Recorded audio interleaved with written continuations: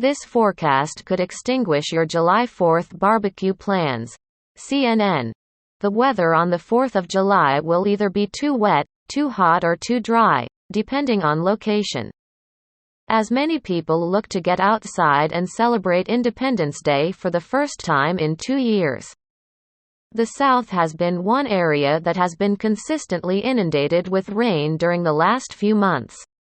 Most recently, Tropical Storm Claudette brought nearly a foot of rain to some areas in Mississippi and up to 8 inches in portions of Louisiana. Houston has also had drenching rain with nearly 14 inches between May 11 and June 3, marking the second wettest period on record for the city. Now, looking forward to the July 4th weekend. The forecast looks like it's going to be wet in the South yet again.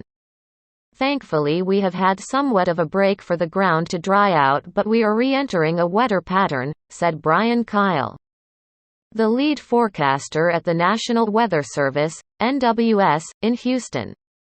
Deeper Gulf moisture will be moving into the area. Along with daytime heating will provide good chances of showers and storms each day. And that chance of rain will extend across the south and up the eastern seaboard this weekend. It will be a wet holiday weekend for millions. As people head to the beaches for the long weekend, more showers and storms mean more risk. It's a big time with the area. Beaches and rip currents are always a concern going into the holiday week, Kyle said. The isolated storms off the Gulf will bring periods of strong southerly winds which could create rip currents. They could also contain lightning and periods of very heavy rainfall. The biggest concern, in the Houston area, are the rainfall rates, more so than the amount, Kyle said. The metro areas with a lot of concrete can sometimes get rainfall rates of 3 inches plus an hour, and the ground just can't absorb it that quickly. And that's what typically causes the flash flooding in this part of the state. While the South contends with drenching rain, the West can't seem to get more than a few drops. With 91% of the West in some level of drought, the conditions are dire. We talk to emergency managers and folks in the fire department and they say 4th of July is their busiest time of year. Because of the likelihood of getting a lot of calls, said NWS Las Vegas meteorologist Chelsea Peters. Most of the local fireworks are contained within the city.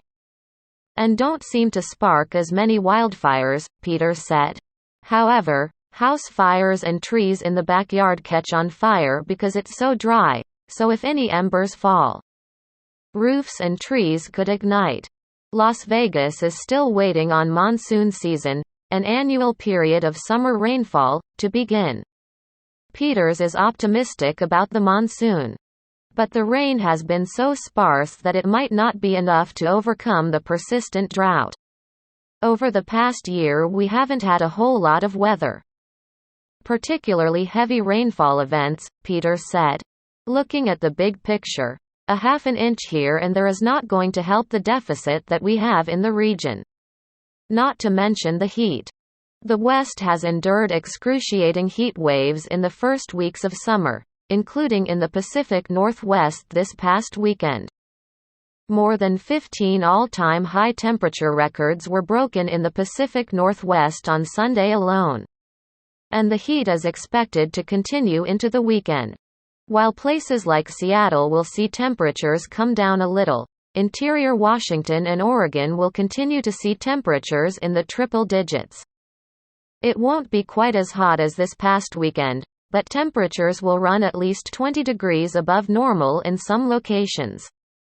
This not only makes it dangerous and uncomfortable, it worsens the drought that is already at a critical level. We have already had a few rounds of excessive heat and summer has just begun. So that is continuing to dry out the little bit of moisture we have had, Peters said. Some jurisdictions are canceling fireworks because of the historic drought, to prevent wildfires. Salt Lake City Mayor Aaron Mendenhall told residents last week that fireworks just aren't worth the risk this year. Fire officials in the San Francisco Bay Area warned that the grass is so dry. A lit sparkler would only take 30 to 60 seconds to ignite a blaze that could no longer be controlled by a garden hose. CNN.com will have a full report later this week with everything you need to know before lighting fireworks this weekend. Seen from space, remarkable satellite images captured a year apart illustrate the severity of the California drought and the impact of the 2020 Bobcat Fire and Ranch 2 fire in Los Angeles County. The European Space Agency shared the imagery of the forest, which is just north of the greater Los Angeles area, on its Facebook page last week. Between June 2020 and June 2021, Angeles National Forest went from green and lush to brown and parched. Water in 3 reservoirs, San Gabriel, Morris and Cogswell, has declined significantly. All of the reservoirs are outlined in brown in the 2021 shot, denoting how much the water level has dropped. The Bobcat Fire burned nearly 115,000 acres of the San Gabriel Mountains and some of the surrounding area between September and December. It was one of the largest fires in Los Angeles County history. Take a look at the historic drought through pictures here. See more before and after drought images from space here. The weekly weather number 115. The hottest temperature recorded in the Pacific Northwest over the weekend. Pasco, Washington, reached a high of 115 degrees Fahrenheit on Sunday afternoon. Pasco's normal high temperature is 87 degrees Fahrenheit. The town, which sits on the Columbia River in southern Washington, will see highs hit the century mark again today as the Pacific Northwest continues to deal with record-breaking heat. Pasco is expected to stay above 100 degrees Fahrenheit for a high temperature all the way through the 4th of July. Hurricane outlook: blink and you might have missed it.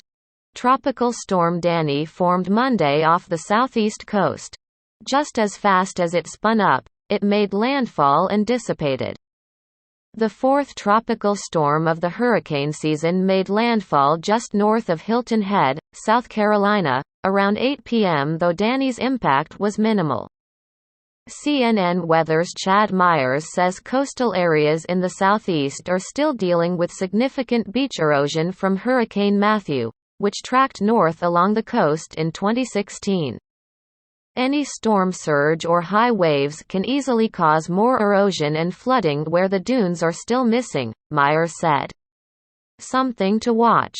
Water in the Gulf of Mexico is already running 2 degrees above normal for this time of year, which is a favorable environment for tropical storms. There are also 2 areas of enhanced thunderstorms far out in the Atlantic to keep an eye on. There is so far no threat to the U.S. from either of those potential systems. The National Hurricane Center gives one a 10% chance and the other a 10% chance of developing into a tropical system in the next 48 hours. Far future weather: the drought in the West is expected to persist over the next 3 months, in an area that is already under extreme drought conditions. In the latest drought monitor that was released on Thursday, 91% of the West is in drought, which is up from 81% just last week. More than 55% of the West is under extreme or exceptional drought, with drier than average conditions expected through the next 3 months.